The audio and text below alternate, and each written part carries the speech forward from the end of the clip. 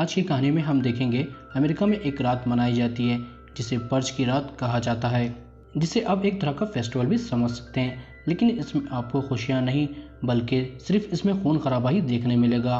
जैसे इस रात में कोई भी क्राइम लीगल होता है, चोरी करना, मर्डर करना, यहाँ तक कि रेप करना।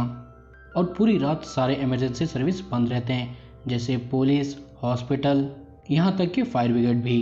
और ये पर्च की रात शुरू होती है 21 मार्च शाम के 7 बजे से लेकर और ख़त्म होती है 22 मार्च ठीक सुबह के 7 बजे। मतलब ये रात पूरे 12 घंटे चलती है, जिसमें आप कुछ भी कर सकते हैं, मतलब कुछ भी। और ये पर्च की रात पिछले 4 साल से चल रही होती है, जिससे इस देश में क्राइम पूरी तरह से ख़त्म हो गया होता है और अनएम्प्लॉयमेंट सिर्फ 1% बचा हुआ होता है। मतलब पर्च की रात देश के लिए बहुत अच्छी साबित हुई होती है, तो गवर्नमेंट इसे आगे भी कंटिन्यू करती है। और अब हम आगे जेम्स को देखते हैं, जिसकी कंपनी सिक्योरिटी सिस्टम बनाती है।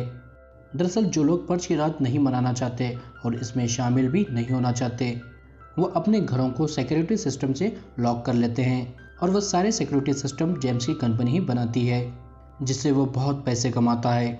और यहाँ पर जेम्स किसी से फ़ोन पे बात कर रहा होता है, जिससे हमें पता चलता है आज की डेट 21 मार्च 2022 है। मतलब आज की रात पर्च की रात है और उसे शुरू होने में सिर्फ 1 घंटा बचा हुआ होता है। तो जेम्स फौरन अपने घर जाता है, जहाँ पर हम देखते हैं उसकी बीवी मैरी और उसके 2 बच्चे जोई और चार्ली को।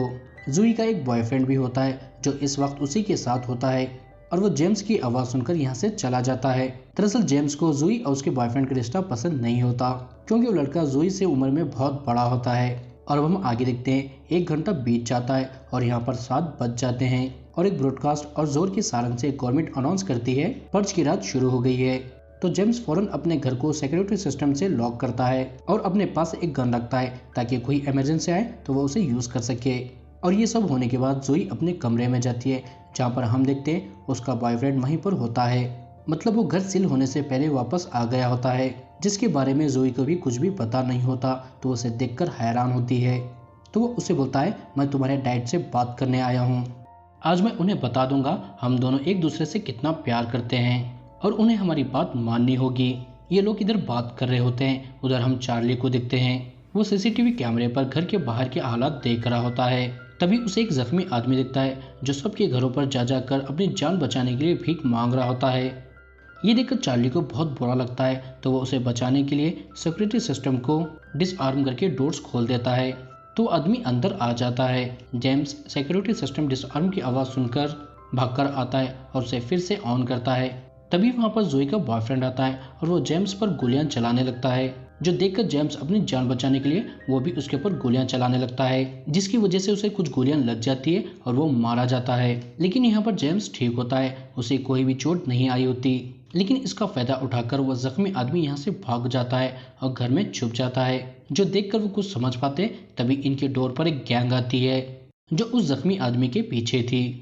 दरअसल पर्च में एक उसूल होता है, कोई भी किसी के शिकार के बीच नहीं आ सकता, और चार्ली ने उस जख्मी आदमी को अपने घर में पनाह देकर ये रूल्स तोड़ दिया होता है। तो गैंग का लीडर इनसे बात करता है, जहां पर वो उन्हें बोलता है, जिस आदमी को तुम लोगों ने पनाह दी है हमें उसे वापस कर दो। वो हमारा शिकार है, हम उसे मारकर सिर्फ पर्च मनाना चाहते हैं, और तुम ऐसा नहीं करते तो हम घर के अंदर घुस जाएंगे और उस आदमी को मार देंगे, लेकिन साथ में तुम सबको भी मार देंगे। इतना बोलकर वो इन्हें डराने के लिए घर की इलेक्ट्रिसिटी काट देता है, जिससे ये सब सच में डर जाते हैं। और मैरी जेम्स से पूछती है, हम सिक्योर तो है ना? तो जेम्स उसे बोलता है, हमारा सिक्योरिटी सिस्टम अच्छा तो है, लेकिन उसे तोड़कर अंदर भी आ सकते हैं, कुछ बोल नहीं सकते। तो यहाँ पर वो डिसाइड करते हैं उस गैंग से बचने के लिए वो जख्मी आदमी को ये लोग ढूंढकर उस गैंग के हवाले कर देंगे। और अब ये तीनों मिलकर उस जख्मी आदमी को ढूंढने लगते हैं, और घर में अंधेरा होने की वजह से इन्हें बहुत तकलीफ हो रही होती है। लेकिन तभी अपनी रोबोटिक कार से चार्ली उस जख्मी आदमी को ढूंढ लेता है, मगर वो इसके बारे में किसी को कुछ नहीं बताता, बल्कि एक सेफ और सिक्योर जगह पर छुपा देता है। लेकिन तभी यहाँ पर जोई आ जाती है और यहाँ पर वह जख्मी आदमी समझ जाता है वो ज़्यादा देर तक उनसे छुप नहीं सकता, तो वह बाहर आकर जोई को गन पॉइंट पर लेता है। और अब यहाँ पर जेम्स भी आता है और वो उस जख्मी आदमी को जोई को छोड़ने को कहता है, लेकिन वो जख्मी आदमी उसकी बात नहीं मानता और वो जोई को मारने की धमकी देता है। लेकिन तभी पीछे से मैरी आकर उसे गन पॉइंट पर लेती है, जिससे उसका ध्यान भटक जाता है, जिसका फायदा उठाकर जेम्स उस पर अटैक करता है और उसे अपने कंट्रोल में लेकर बांध देता है। और अब ये लोग उसे उस गैंग को देने की तैयारी करने लगते हैं। लेकिन तभी यहाँ पर मैरी की इंसानियत जाग जाती है और वो जेम्स को मना करती है उस आदमी को उस गैंग के हवाले करने के लिए, क्योंकि ये लोग इस जख्मी आदमी को उस गैंग के हवाले कर देंगे तो गैंग इस आदमी को मार देगी, जिसके जिम्मेदार हम भी होंगे और उस गैंग में और हम में क्या फ़र्क रहेगा। ये सुनकर जेम्स उसे बोलता है अगर हम ऐसा नहीं करते तो वो हमें और हमारे बच्चों को मार देंगे।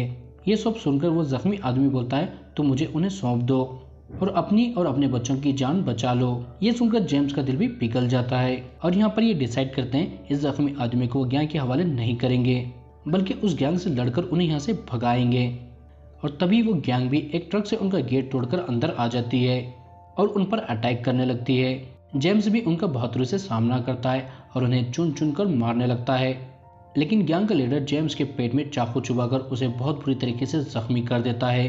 तभी यहाँ पर जेम्स के नेबर्स आ जाते हैं और उस गैंग के आदमियों को मारने लगते हैं। दरअसल जब उन्हें पता चलता है कुछ लोग पर्ज मनाने के लिए जेम्स के घर आए तो जेम्स की मदद करने के लिए यहाँ पर आए होते हैं और वो उस गैंग के सारे आदमियों को मार देते हैं। लेकिन अभी भी गैंग का लीडर जिंदा होता है और वह जेम्स के परिवार को गन से शूट करने लगता है, लेकिन इसी वक्त जोई आकर उसे मार देती है और इस तरह से पूरी गैंग का खात्मा हो जाता है। और साथ ही में जेम्स का बहुत सारा खून बहने की वजह से वो भी मर जाता है। और यहाँ पर उनके नेबर्स आते हैं जिन्हें मैरी उनकी मदद करने के लिए थैंक्स कहती है। लेकिन आज की रात पर्ज की रात होती है जहाँ पर कोई भी इंसान कोई भी क्राइम कर सकता है जिसकी उसे कभी भी सजा नहीं होगी। और जेम्स के नेबर्स भी यहाँ पर आए होते हैं क्योंकि वो जेम्स को और उसके परिवार को अपने हाथों से मारकर पर्ज की रात मनाना चाहते थे, क्योंकि उन्हें लगता था जेम्स उन्हें सिक्योरिटी सिस्टम बेचकर ही अमीर बना है और उनके पैसों पर अय्याशी कर रहा है। लेकिन वो किसी को मार पाते, यहाँ पर वह जख्मी आदमी आकर कुछ लोगों को मार देता है और बाकी बचे लोगों को अपने गन पॉइंट पर लेता है और मैरी से पूछता है इनका क्या करना है। तो वो कहती है हम कुछ नहीं करेंगे, अब किसी की भी जान नहीं जाएगी, हम वेट करेंगे 7 बजने का और अपने अपने घर चले जाएंगे। और अब सब बैठकर वेट करने लगते हैं 7 बजने का। और जैसे ही 7 बज जाते हैं यहाँ पर पर्ज की रात खत्म हो जाती है और मैरी यहाँ से सबको जाने को कहती है। तो यहाँ से सब जाने लगते हैं और वह जख्मी आदमी भी यहाँ से जाने लगता है। तो मैरी उन्हें बचाने के लिए उसे थैंक्स कहती है और वो भी उसे थैंक यू बोलता है उसकी जान बचाने के लिए और यहाँ से चला जाता है। और हमें मूवी के आखिरी में बताया जाता है बहुत सारे लोगों ने पर्ज मनाया है, मतलब बहुत कत्ले आम हुआ है और साथ ही में ये पर्ज भी कामयाब रहा। और इसी के साथ ये मूवी यहाँ पर खत्म हो जाती है। तो दोस्तों कमेंट करके ज़रूर बताना अगर आपको ऐसा मौका मिला तो आप क्या करेंगे, और साथ ही में ये मूवी और मेरा एक्सप्लेनेशन पसंद आया तो वीडियो को लाइक करें और ऐसे ही वीडियो देखने के लिए हमारे चैनल को सब्सक्राइब करें।